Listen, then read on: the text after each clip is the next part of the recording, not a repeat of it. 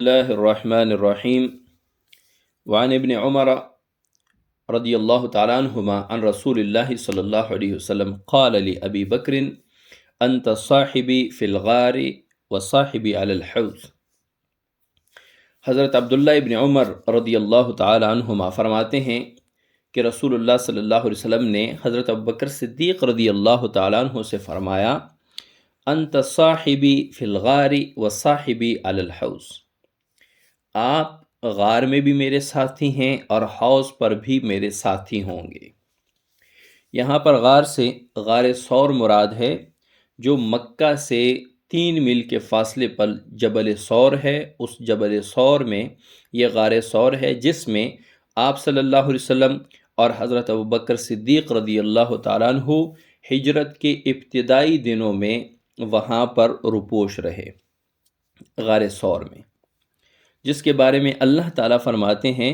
ثانی اثنین اذ ہما فی الغار اذ یقول لصاحبہ لا تحزن ان اللہ معنا۔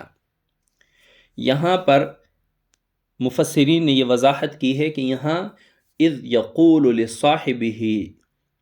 یہاں پر صاحبہ سے مراد حضرت ابوبکر صدیق رضی اللہ تعالیٰ عنہ ہیں۔ اسی لیے فرماتے ہیں کہ جو ابوبکر صدیق رضی اللہ تعالیٰ عنہ کی صحابیت کا انکار کرتا ہے وہ کافر ہوتا ہے، کیونکہ آپ رضی اللہ تعالیٰ عنہ کی صحابیت وہ قرآن سے ثابت ہے۔ سورہ توبہ کی آیت نمبر 40 ہے یہ۔ تو آپ صلی اللہ علیہ وسلم نے حضرت بکر صدیق رضی اللہ تعالیٰ عنہ سے فرمایا کہ آپ میرے ساتھی ہیں غار میں بھی، یعنی غار ثور میں بھی میرے ساتھی رہے، وصاحبی علی الحوض، اور حوض کوثر پہ بھی میرے ساتھی ہوں گے۔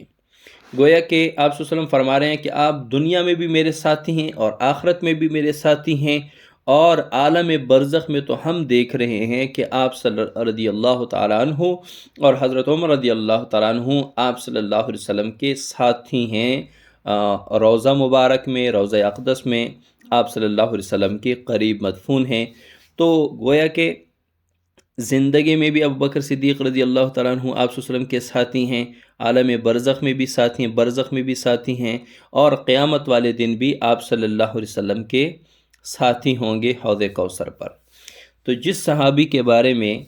اتنی فضیلت آپ صلی اللہ علیہ وسلم بیان کریں اور آخرت کے بارے میں بھی آپ صلی اللہ علیہ وسلم یہ گواہی دے دیں کہ آپ میرے